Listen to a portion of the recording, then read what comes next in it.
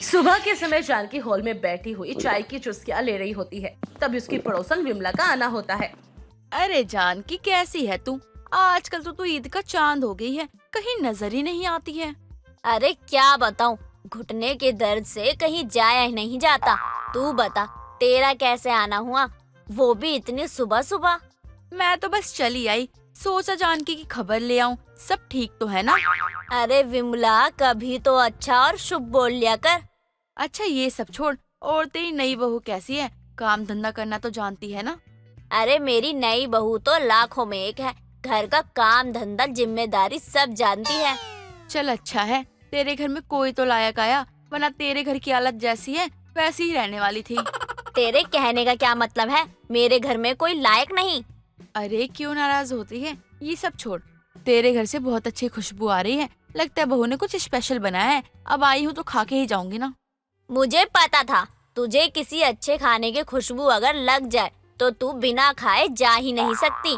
रुक, बहू से पूछती हूँ क्या बना रही है। अरे जल्दी पूछ, मेरे मुंह से तो पानी आ रहा है, ना जाने तेरी बहू ने क्या बनाया है। विमला के कहने पर जानकी अब अपनी बहू को आवाज लगाती है।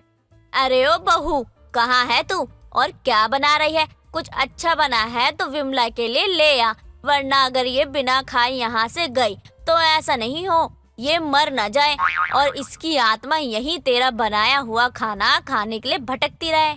माँ जी, फाफड़ा जलेबी बना रही हूँ, बस होने ही वाला है, लेकर आती हूँ। अरे ये तो गुजराती डिश है ना, मुझे तो खट्टा मीठा खाना बहुत पसंद है। बहू ले आ जो भी बना रही है।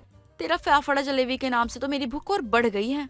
अरे मेरी बहू को तो तरह तरह के खाने बनाने आते हैं, देख रही है ना, आज फाफड़ा जलेबी बनाया है उसने। अब कुछ देर बाद सीमा अपनी सास और पड़ोसन विमला के लिए फाफड़ा जलेबी लेकर आती है। विमला भी फाफड़ा जलेबी की खुशबू से सीमा की तारीफ करते हुए कहती है। अरे खुशबू से ही पता लग रहा है कि क्या मजेदार फाफड़ा जलेबी बनाई है तूने बहू। अरे बहू, अब खा कर देखूं कि खाने में भी इतना मजा आएगा कि नहीं। अरे वाह वाह बहू, अच्छा फाफड़ा जलेबी बनाया है तूने, खा कर तो ऐसा लग रहा है जैसे किसी होटल का बना हो। हाँ माँ जी, वो मेरी दोस्त है ना, वो गुजराती है, तो उसने ही मुझे गुजराती डिश बनाना सिखाया है। फाफड़ा जलेबी, ढोकला, मीठी कड़ी, मुझे सब बनाना आता है। चलो अच्छा है, कभी कभी कुछ नया और अच्छा तो खाने को मिलेगा, वरना एक ही खाना खा खा कर तो मैं बोर हो गई थी, क्योंकि मुझे कुछ अच्छा बनाना ही नहीं आता। विमला और जानकी सीमा की खूब ज्यादा तारीफ करती हैं, क्योंकि सीमा ने बहुत ही अच्छी फाफड़ा जलेबी जो बनाई थी। लेकिन अभी जानकी इस बात से अनजान थी कि सीमा का फेवरेट खाना ही फाफड़ा जलेबी है। ऐसे ही समय बीत रहा होता है और हर दूसरे तीसरे दिन जानकी की बहू सीमा फाफड़ा जलेबी बना लिया करती, जिससे जानकी परेशान होने लगी थी। अरे बहू, आज खाने में क्या बनाया है? अगर आज भी तूने फाफड़ा जलेबी बनाया होगा तो तेरे लिए अच्छा नहीं होगा। हाँ माँ जी, आज भी मैंने फाफड़ा जलेबी ही बनाया है, लेकिन आपके लिए दाल चावल रोटी सब बना रखी है मैंने। शुक्र है जो आज तूने दाल चावल रोटी सब्जी बना ली, वरना तो तेरा फाफड़ा जलेबी खा खा कर तो मेरे शरीर का फाफड़ा हो रहा था। अरे नहीं नहीं माँ जी, ऐसी कोई बात नहीं है, मुझे अपने अलावा घर के और सदस्यों की भी काफी फिक्र है। वो तो मुझे तेरे आने के कुछ ही दिनों बाद दिख गया था कि तुझे कितनी फिक्र है। हर 2 दिन पर बस फाफड़ा जलेबी बना लेती है। ये सब छोड़, कल हमें राजेश के लिए लड़की देखने जाना है। क्या? हम कल देवर जी के लिए लड़की देखने जा रहे हैं? ये तो बहुत अच्छी बात है माँ जी, अब तो देवर जी भी घोड़ी चढ़ने वाले हैं। हाँ हाँ, लेकिन वहाँ जाकर तू कोई ड्रामा मत कर दियो, और कल सुबह मुझे कोई ड्रामा नहीं चाहिए, और ये फाफड़ा जलेबी का झंझट मत पाल लियो। वहाँ तुझे और भी अच्छा खाना खाने को मिल ही जाएगा। अब अगले ही दिन सुबह सीमा घर का सारा काम कर चुकी होती है और तैयार होकर अपनी सास जानकी और अपनी पड़ोसन विमला के साथ लड़की वालों के घर पर पहुंचती है। जी कुछ तो लीजिए, चाय समोसा मिठाई कुछ तो ले ही लीजिए। जी नहीं, हम तो लड़की का इंतजार कर रहे हैं, बुलाइए लड़की को। जी बहन जी, बस आ ही रही है। बेटा तुम कुछ तो लो, लगता है बेटा तुम्हें कुछ पसंद नहीं आया इनमें से। जी मुझे तो जो पसंद है ना वो यहाँ है ही नहीं, मुझे तो फाफड़ा और जलेबी बहुत पसंद है, वो मिल जाता तो मजा ही आ जाता। अरे बहन जी, ये बहुत मजाकिया है। बहू, तेरी मजाक करने की आदत कब जाएगी? अरे मजाक तो आप कर रही हो माँ जी, मुझे फाफड़ा जलेबी बहुत पसंद है। अरे पहले बताना चाहिए था ना, मैं अभी मंगवा देती हूँ फाफड़ा जलेबी। जानकी, लगता है तेरी बहू मेरी बेइज्जती करवा कर मानेगी। इसे तो समझा कर क्यों नहीं लाई थी तू वहाँ से? अरे बहुत समझाया इसे कि वहाँ जाकर अपना मुंह ना खोले, लेकिन ये अपनी आदतों से बाज कहाँ आती है। अरे तूने भी इसे यहाँ लाकर गलती कर दी। मुझे तो ऐसा लगता है इसकी ये हरकतें देख के तो रिश्ता होने से रहा। अब कुछ देर बाद सीमा के लिए फाफड़ा जलेबी तो आता ही है, लेकिन लड़की का आना भी होता है। अरे आंटी जी, फाफड़ा जलेबी खाकर तो मजा ही आ गया। अब तो आप ये समझिए कि ये रिश्ता एकदम पक्का, जब आपने हमें अपनों सा एहसास करवाया है तो इसीलिए। अरे बेटी, घर का काम, खाना बनाना और घर की जिम्मेदारी सब जानती है ना। अरे बहन जी, आपकी लड़की तो हमें पसंद है, लेकिन घर की जिम्मेदारियाँ तो संभाल लेगी ना। जी, मेरी बेटी सरगुण संपन्न है और वो घर और बाहर की जिम्मेदारी अच्छे से निभा लेगी, आप चिंता मत कीजिए। हाँ, बस जब तक शादी की डेट फिक्स नहीं हो जाती तब तक आप अपनी लड़की को फाफड़ा जलेबी बनाना जरूर सिखा दीजिएगा, क्योंकि ये हमारे घर का फेवरेट डिश है। बहू, तूने फाफड़ा जलेबी खाया ना, फिर भी तेरा मुंह बंद नहीं हो रहा। चल, अब हमें घर भी तो जाना है। अब जानकी घर पर आती है और अपनी बहू को खूब सुनाती है। अरे बहू, वो लड़की वालों का घर था, तेरी मौसी का घर नहीं, जो तू उनसे फाफड़ा जलेबी मांग रही थी। वही तो, कोई इतना बेशरम हो कैसे सकता है। और ये भी फाफड़ा जलेबी तो ऐसे खा रही थी जैसे आज ही जेल से निकली हो, और इसे कुछ खाने को ही नहीं मिलता है। देखिए माँ जी, आपको मुझे जो भी बोलना है ना, आप बिल्कुल बोल सकती हो, लेकिन सच बात तो यही है कि मुझे कोई फर्क नहीं पड़ता किसी से, जब मेरे सामने फाफड़ा और जलेबी रखा हो। अरे बहू, यही बातें तो मुझे तेरी जहर लगती है, और साथ में तू भी। तो माँ जी, या तो आपको ये जहर अपने अंदर रखना होगा या इस जहर को पीकर सारा मामला ही खत्म करना होगा। अब आप ही बताइए, आपको क्या सही लग रहा है? अरे कभी कभी तो मुझे भी लगता है कि इससे बात करना ही बेकार है। एक तो इसके काम सही नहीं है, ऊपर से ये अब जुबान भी लड़ाने लगी है। जानकी को अपने छोटे बेटे राजेश के लिए लड़की पसंद आ चुकी थी और जल्दी शादी की डेट भी फिक्स करवा दी जाती है। शादी की तैयारियां भी शुरू कर दी जाती है। अब बारात वाले दिन सीमा के तो तेवर ही बदले थे, क्योंकि सीमा लड़के की भाभी थी और लड़के वालों के दरवाजे पर बारात पहुंचने के बाद सारी रस्में पूरी की जाती है। और जब लड़के लड़की के साथ खाना खाने की बारी आती है तो सीमा शादी में ड्रामा कर देती है। अरे मेन्यू में तो फाफड़ा जलेबी है ही नहीं, लेकिन मैंने तो स्पेशली कहा था ना कि शादी में कुछ हो ना हो, लेकिन मेरी फेवरेट फाफड़ा जलेबी तो होनी ही चाहिए। बेटा, तुम्हारे लिए अलग से जलेबी फाफड़ा मंगा लेते, लेकिन तुम जानती हो ना इतनी रात हो गई है, कहाँ मिलेगा अभी। अरे बहन जी, आप बाकी की रस्मों को देखिए, मैं बहू को समझाती हूँ। अरे आप क्या समझेंगे मुझे? बहू इधर तो आ, तुझसे एक काम है, चल मेरे साथ कार में बैठकर बातें करते हैं। अब जैसे ही विमला सीमा को कार से लेकर जाती है तो जानकी भी वहाँ पर आ जाती है और अपनी बहू के नाक पर एक रुमाल डाल देती है जिसमें बेहोशी की दवा लगी हुई थी। हो गया इसका काम, और हो गई ये बेहोश। मुझे पता था ये यहाँ भी फाफड़ा जलेबी का ड्रामा करेगी। अब शादी हो जाने के बाद ही मैं इसे होश में लाऊंगी। अब इसे इसी गाड़ी में रहने देते हैं। और होता भी ऐसा ही है। सीमा को होश जब आता है तो वो अपने घर पर पहुंच चुकी होती है और शादी विदाई सब कुछ हो जाता है। और फाफड़ा जलेबी का मैटर तो सीमा भूल ही चुकी थी, क्योंकि उसका सर अब उसे भारी लग रहा था, क्योंकि जानकी अपने बेटे की शादी में अपना फाफड़ा जलेबी खाने वाली बहू को मजबूरन बेहोश करती है। पूजा एक बेहद ही संस्कारी और सुलझी हुई लड़की थी। पूजा का जैसा नाम था वैसे ही उसके काम भी थे। पूजा सुबह शाम दोनों समय पूजा किया करती। पूजा की माँ नहीं थी, शुरू से ही पूजा माँ के प्यार के लिए तरसती आई थी। साथ ही पूजा की शादी भी ऐसे घर में होती है जिस घर में कोई भी औरत नहीं थी, यानी कि उसकी कोई सास नहीं थी। पूजा शादी करके जब अपनी ससुराल में आती है तो वो देखती है कि उसका पूरा घर पूरी तरह से फैला हुआ था। ये देखकर पूजा अपने पति नवनीत से कहती है, नवनीत जी, घर में आपके अलावा और कोई नहीं रहता क्या? हाँ है ना, पापा है, रोहित है और अब तो तुम भी हो। तो फिर पापा और रोहित कहाँ हैं? पूजा ये सब बोल ही रही होती है कि तभी रोहित और उसका ससुर अपने हाथों में पूजा की थाली लिए दरवाजे पर आता है और उसकी आरती कर उससे बोलता है, बहू हम यही हैं। वो बस हम तेरे गृह प्रवेश की तैयारी में जुटे हुए थे, इसलिए तेरे पास आने में थोड़ा सा समय हो गया है। पापा जी, वो सब तो ठीक है, पर ये घर ये इस तरह फैला हुआ क्यों है? कहाँ फैला हुआ है? रोहित, तुझे घर फैला हुआ लग रहा है क्या? नहीं तो पापा, पता नहीं भाभी को ये कहाँ से फैला हुआ लग रहा है। हे भगवान, ये लोग इतने गंदे घर को कह रहे हैं कि ये घर साफ है। जब ये लोग साफ घर को देखेंगे तो क्या कहेंगे? है जो भी है, मुझे सबसे पहले इस घर की सफाई करनी होगी। उसके बाद ही मैं यहाँ पर अपना मंदिर स्थापित करूंगी। पापा जी, यहाँ मंदिर है? हाँ, मंदिर तो था, पर एक समय ऐसा आया जब इस घर में कोई पूजा करने वाली ही नहीं रही। पर हम लोग हैं कि पूजा करते ही नहीं, तो पूजा ना होने की वजह से ये मंदिर बंद हो गया। कोई बात नहीं पापा जी, अब मैं आ गई हूँ ना, सब कुछ पहले जैसा हो जाएगा। इतना बोलकर अब पूजा घर में प्रवेश करती है और अपने कमरे में जाकर अपने पति के साथ सो जाती है। अगली सुबह पूजा जल्दी से उठती है और सभी के लिए नाश्ता बना लेती है। सभी सुबह का नाश्ता कर अपने अपने ऑफिस चले जाते हैं, जिसके बाद वो अपने घर को देखकर खुद से कहती है, अब मैं सबसे पहले इस घर की सफाई करूंगी, फिर मैं मंदिर जाकर मंदिर की सफाई करूंगी। इतना बोलकर पूजा अपने हाथ में झाड़ू लेती है और पूरे घर में झाड़ू लगाने लगती है। सारे कपड़े वो अलमारी में रखती है और इस तरह से वो पूरे घर का नक्शा ही बदल देती है। पर फिर भी गलती से एक कूड़ा सोफे के पास रह जाता है। वो सफाई कर अभी बैठी ही थी कि तभी उसे एक आवाज आती है, बहू, जहाँ तू बैठी है ना, तेरे पैरों के बगल में एक कूड़ा है, देख सही से साफ कर। कौन है यहाँ पर? अरे मैं तेरी सास हूँ, और कौन ही होगा यहाँ पर। अब जब तूने घर का पूरा नक्शा ही बदल डाला है तो उस एक कूड़े को भी हटा दे। सास? पर मेरी सास तो है ही नहीं। कहीं ऐसा तो नहीं कि ससुर जी ने दूसरी शादी की हो और मेरी दूसरी सास को कहीं छुपा रखा हो? अरे करम जली, मैं तेरी सास हूँ, इधर देख।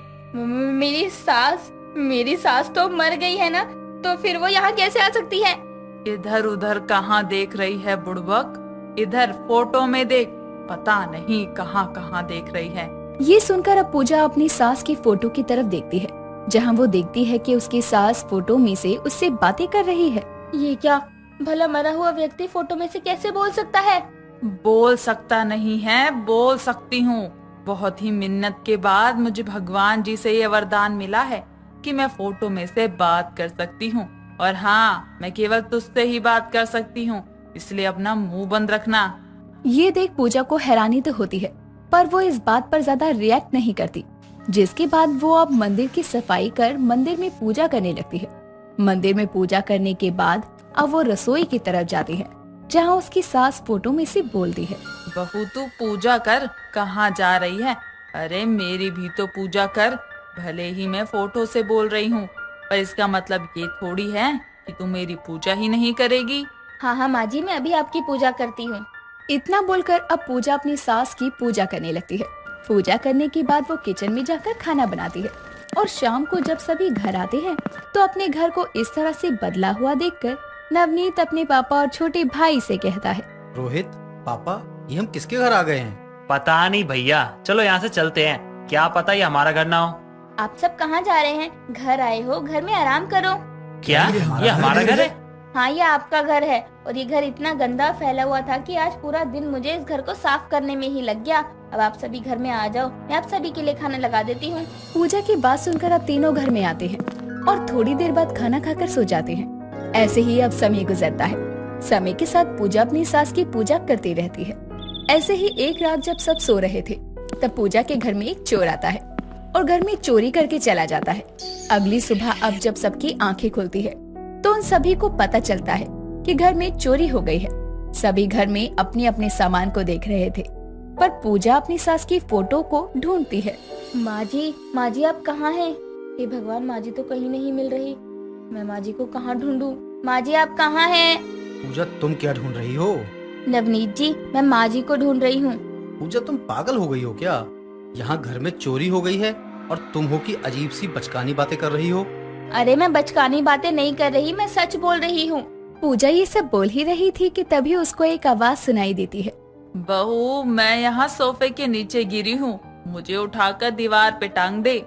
अपनी सास की आवाज सुनकर पूजा सोफे के नीचे से अपनी सास की फोटो निकालती है और दीवार पर लटका देती है। साथ ही वो अपनी सास की पूजा करने लगती है। ये सब देखकर नवनीत को उस पर काफी गुस्सा आता है और वो उस समय कुछ नहीं बोलता। थोड़ी देर बाद पूजा और नवनीत की आपस में बहस हो रही थी। तभी वहाँ पर पूजा की एक पड़ोसन आती है और उनके घर की बातें सुनकर पड़ोसन नवनीत को भड़काती हुई कहती है, नवनीत बेटा, रहने दे, अपनी बीवी को क्यों कुछ बोल रहा है? अरे उसको क्या पता कि घर क्या होता है? क्योंकि शादी से पहले माँ तो थी नहीं, और जब शादी हुई है तो भी इसकी सास नहीं है, इसलिए इसको घर के बारे में कुछ नहीं पता।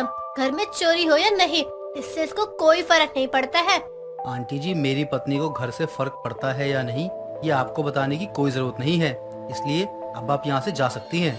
नवनीत की बातें सुनकर पड़ोसन वहाँ से चली जाती है। तो वहीं नवनीत भी बिना कुछ बोले अपने ऑफिस के लिए निकल जाता है। लेकिन ये सब कुछ देखकर और अपनी पड़ोसन की बातें सुनकर पूजा को बहुत दुख होता है और वो अपनी सास की फोटो के नीचे बैठकर रोती हुई खुद से कहती है, हे भगवान, इसमें मेरी क्या गलती है? लोग मुझे ऐसे ताने क्यों देते हैं? सही ही कहा आंटी जी ने, मेरी माँ नहीं है ना, इसलिए मुझे घर की अहमियत नहीं पता। वो रोते हुए खुद से बातें कर ही रही थी कि तभी उसकी सास फोटो में से उससे कहती है, बहू तू इस तरह से रो मत। भले ही तेरी माँ नहीं थी और शादी के बाद भले ही तुझे तेरी सास का प्यार नहीं मिला, पर इसका मतलब ये नहीं है कि मैं तेरे साथ नहीं हूँ। देख, मैं तेरे यहाँ आई हूँ। भले ही मैं शरीर से तेरे साथ नहीं हूँ, पर आत्मा बनकर हमेशा तेरे साथ रहूंगी। मैं तेरे आंसू तो नहीं पोंछ सकती, पर हाँ, मैं तेरे साथ इस फोटो के जरिए ताउम्र रह सकती हूँ। अपनी सास की बातें सुनकर पूजा उठती है और अपनी सास की फोटो को गले लगाकर उससे कहती है, माँ जी, सच में भले ही आप मेरे साथ ना हो, पर ना होकर भी आप मेरे साथ हैं। मैं आपको कभी खुद से अलग नहीं होने दूंगी। अरे हाँ हाँ ठीक है, अब मुझे दीवार पर दोबारा लटका दे, तुझसे चिपकना अच्छा नहीं लग रहा। हाँ माँ जी। पूजा की सास भले ही उसके साथ नहीं थी, पर फिर भी वो हमेशा उसके साथ रहने का वादा करती है और हमारी पूजा भी अपनी सास की हमेशा पूजा करने का वादा करती है। साथ ही समय के साथ एक बार फिर सब दोबारा ठीक हो जाता है। तारा अपनी सास सरिता के कमरे में जाती है और अपनी सास से कहती है, माँ जी, वो मैं सोच रही थी कि आज मैं अपनी सहेली के घर चली जाऊँ। कई दिन हो गए हैं मैं उसके घर ही नहीं गई। ऊपर से आज तो मेरी सहेली का जन्मदिन भी है। चली जाऊँ ना माँ जी मैं? बहू, इसमें पूछने वाली क्या बात है? चली जा, किसी ने रोका तो नहीं है तुझे। माँ जी, दरअसल कुछ पैसे भी चाहिए ना। अब जन्मदिन में जा रही हूँ तो खाली हाथ तो नहीं जा सकती ना। मेरे हाथ में कुछ पैसे भी तो होने चाहिए ना। फिर तो आप मुझे कुछ पैसे दे दो माँ जी। ठीक है, ये ले 100 रुपए, इसमें तो हो ही जाएगा, और हम बचे हुए पैसे वापस दे दियो। माँ जी, 100 रुपए तो किराए में ही लग जाएंगे, बल्कि 100 से भी ज्यादा ही लगेंगे किराए में। आप मुझे 2000 रुपए दे दो। गिफ्ट भी तो लेना है ना मुझे उसके लिए। बहू, तो कुछ ज्यादा ही बड़ी रकम नहीं मांग रही? नहीं नहीं, मैं तुझे इतने पैसे नहीं दूंगी। माँ जी वैसे दे दो ना, मेरी तो एक ही सहेली है। अब मैं उसके जन्मदिन पर भी खाली हाथ जाऊंगी तो कैसा लगेगा? ऊपर से वो भी तो बोलेगी कि मेरी सास ने खाली हाथ ही भेज दिया। अच्छा ठीक है, नाटक बंद कर, ये ले पैसे। और हाँ, अपनी हमशक्ल बहन को मत बता दियो कि मैंने तुझे पैसे दिए हैं, वरना वो भी अपनी झोली लेकर आ जाएगी पैसे मांगने। ठीक है माँ जी। तारा अपनी सास से पैसे लेकर चली जाती है। कुछ देर बाद तारा कपड़े बदल कर आती है और बोलती है, माँ जी, आपने तारा को पैसे दिए ना, वो भी 2000, मुझे भी दो। तुझे किसने बताया? और कौन बताएगा, मुझे तारा ने ही बताया है। इस तारा के पेट में तो कोई बात ही नहीं पचती। अब इसे पैसे नहीं दूंगी तो ये मुंह बना लेगी। ये ले सितारा बहू। कहाँ माँ जी, मुझे 100 रुपए में ही टरका रही थी। अब तो मैंने माँ जी से 100 नहीं बल्कि पूरे 4000 ले लिए। सही है, हम शक्ल होने के अपने ही फायदे होते। तारा अपने हमशक्ल बहन के बदले के पैसे भी ले लेती है और उसी शाम जब तारा, सितारा और सरिता तीनों साथ बैठे थे, तभी सरिता कहती है, सितारा बहू, तारा को तो अपनी दोस्त के घर जाना था, इसलिए उसने पैसे लिए, लेकिन तूने क्या किया? 2000 रुपए का तेरे पास ही है ना, या तू कहीं शॉपिंग पर चली गई थी? माँ जी ये क्या बोल दिया? अब तो मेरी पोल पट्टी खुल जाएगी। माँ जी, आपने मुझे 1 रुपए भी नहीं दिए। पता नहीं कौन से 2000 की बात कर रही हो आप। मतलब तारा, तूने ही सितारा के भी पैसे लिए हैं? अरे तुम दोनों हमशक्ल बहनें मुझे चैन से जीने दोगी भी या नहीं? रोज रोज तुम दोनों में से कोई ना कोई हमशक्ल होने का फायदा उठाता ही रहता है। सरिता अपनी दोनों बहुओं को काफी डांट लगाती है, क्योंकि उसकी दोनों हमशक्ल बहुएं ऐसे ही हमेशा करती थी, हमशक्ल होने का फायदा उठाती और एक दूसरे को भी इस वजह से कई बार फंसा देती थी। धीरे धीरे कई दिन निकल जाते हैं। सरिता अपनी हमशक्ल बहुओं से परेशान हो जाती है। एक दिन सरिता अपनी हमशक्ल बहन अनीता को फोन लगाती है और उससे बात करते हुए कहती है, अनीता, मैं तो अपनी हमशक्ल बहुओं से काफी ज्यादा परेशान हो गई हूँ। ये दोनों मुझे इतना तंग करती हैं कि मैं क्या बताऊँ। पता भी नहीं चलता कि कौन गलती कर रहा है और किसे सुना दिया मैंने। अरे बस इतनी सी बात। अरे सरिता, तेरी बहू हमशक्ल है तो क्या हुआ, भूल गई? तेरी बहुओं की सास भी हमशक्ल है। क्या कह रही है अनीता? मुझे तो तेरी बात कुछ समझ नहीं आ रही। मैं ये कह रही हूँ कि जैसा तेरी बहुएं करती है वैसा ही हम भी करेंगे। बल्कि तेरी बहुओं को तो शायद ये पता भी नहीं है कि उनकी सास की कोई हमशक्ल बहन भी है। मैं कल ही निकलती हूँ यहाँ से। अनीता अगले ही दिन अपनी हमशक्ल बहन सरिता के घर आ जाती है और तारा सितारा की नजरों से बचकर एक कमरे में छुप जाती है। कुछ दिनों बाद सितारा अपनी सास को चाय देकर उसके कमरे से ही निकली होती है कि तभी वहाँ उसे दोबारा उसकी सास यानी कि अनीता देखती है, जिसे देखकर सितारा कहती है, माँ जी, आप इतनी जल्दी यहाँ कैसे आई? मैंने तो अभी आपको आपके कमरे में देखा था। मैं तो कब से यहीं बैठी हूँ और तुझे ये आवाज लगा रही हूँ कि मेरी चाय ले आ, लेकिन तू है कि मेरी एक बात नहीं सुनती। तुझे क्या मेरी आवाज सुनाई नहीं देती है? माँ जी, अभी तो मैं आपको आपके कमरे में चाय देकर गई थी। आपने चाय की एक चुस्की भी ली थी और ये भी बोला था कि चाय अच्छी लगी आपको, और अब आप बोल रही हो कि चाय नहीं दी मैंने। बहू, तू ना काम चोरी जरा कम कर दे। मैं सब समझती हूँ, ये सब काम ना करने के बहाने हैं। बस अब जा जाकर मेरे लिए चाय लेकर आ। बहुत ही हैरान हो जाती है कि कमरे में और कमरे के बाहर उसकी सास कैसे हो सकती है। ऐसे ही सरिता और अनीता अब दोनों को मजा चखाती हैं। एक शाम घर में सभी लोग खाना खा रहे थे, तभी तारा अपने पति मयंक से कहती है, मयंक जी, माँ जी की कोई हमशक्ल बहन थी क्या? मयंक, बहू को अपनी मासी के बारे में मत बताइयो और न ही ऐसा कुछ बोलियो कि मेरी कोई बहन थी। ठीक है माँ, मैं ना इसे कुछ नहीं बताऊंगा, इसे कुछ पता नहीं चलने दूंगा। लेकिन आप ये मुझसे क्यों कह रही है? माँ जी, आप क्या मयंक जी से खुसर फुसर कर रही हैं? मैं तो यही बोल रही हूँ कि मेरे कहाँ ऐसे नसीब हैं कि मेरी कोई हमशक्ल बहन हो, बल्कि मेरी तो कोई बहन ही नहीं है। काश होती मेरी भी कोई हमशक्ल बहन, तो कितना अच्छा रहता ना। हाँ तारा, माँ बिल्कुल सही कह रही है। तुम ना बेवजह की बातें सोच रही हो। अरे माँ की हमशक्ल बहन कैसे हो सकती है? ये जरूरी थोड़ी है कि तुम दोनों हमशक्ल बहनें हो तो तुम्हारी सास भी हमशक्ल हो। ऐसा जरूरी नहीं है। तुमने कुछ देखा है क्या? मतलब माँ की कोई हमशक्ल तुम्हें दिख गई क्या? अरे माँ नाना नानी की इकलौती बेटी है, उनकी कोई बहन नहीं है। पता नहीं, मुझे ऐसा लग रहा है कि हमारे घर में माँ जी की भी हमशक्ल आई है। हाँ, मुझे भी यही लगता है। कई बार तो ऐसा भी हुआ है कि मैंने माँ जी का कोई काम किया है और वो माँ जी को पता है, लेकिन दोबारा माँ जी गुस्से में आती है और वही काम दोबारा करवाती हैं। बहू, ये सब ना बस काम ना करने के बहाने होते हैं। मेरी कोई हमशक्ल रातों रात पैदा थोड़ी हो सकती है। तू बिना बहू कुछ भी बोलती है। सरिता उस बात को वहीं काट देती है और फिर से सरिता और उसकी हमशक्ल बहनें तारा सितारा को खूब परेशान करती है। एक दिन तारा अपनी सास सरिता के कमरे में जाती है तो देखती है कि सरिता अपनी बहन के साथ बैठी है। ये देखकर तारा डर जाती है और सितारा को आवाज लगाने लगती है, सितारा कहाँ है? जल्दी आ, देख माँ जी दो हैं। सितारा जल्दी आना। तारा की आवाज को सुनकर वहाँ सितारा आती है और वो अपनी सास के साथ उसकी हमशक्ल को देखती है तो सितारा कहती है, देखिए, आप दोनों में से जो भी मेरी माँ जी हैं, वो हमारे पास आ जाओ। और दूसरी जो बहरूपियाँ है ना, मैं साफ साफ बोल रही हूँ कि हमारे घर से चली जाओ, वरना अच्छा नहीं होगा। तारा, पुलिस को बुला। अरे बहू रुक तो, पुलिस को क्यों बुला रही है? मेरी बात तो सुन। माँ जी, आपको कुछ बोलने की जरूरत नहीं है। मैं ऐसे बहरूपिया लोगों को अच्छे से जानती हूँ। आप पहले जल्दी से मेरी तरफ आ जाओ, वरना ये भी बहाने बनाने लगेगी। बहू, मैं कोई बहरूपिया नहीं हूँ, बल्कि तेरी सास की ही बहन, हमशक्ल बहन हूँ। नहीं, आप झूठ बोल रही हो। हमें हमारी माँ जी ने बताया है कि उनकी कोई हमशक्ल बहन नहीं है। अरे बहू, मैं सच बोल रही हूँ, मैं तेरी सास की हमशक्ल बहन ही हूँ। हाँ बहू, तुम दोनों ने ही मुझे इतना ज्यादा परेशान कर रखा था, बस इसलिए मैंने भी अपनी बहन को यहाँ बुला लिया और इतने दिनों से हम तुम दोनों को परेशान कर रहे हैं। लेकिन क्यों माँ जी? आपको हमें परेशान करने में क्या मजा आ रहा था जो आप हमें परेशान कर रही हैं? और जब आपसे पूछा कि आपकी कोई हमशक्ल बहन है तो भी आपने मना किया था ना।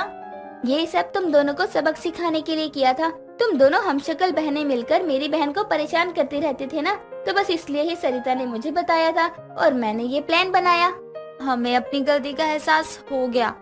हम भी आपको ऐसे ही परेशान करते रहते थे जैसे आपने हमें किया।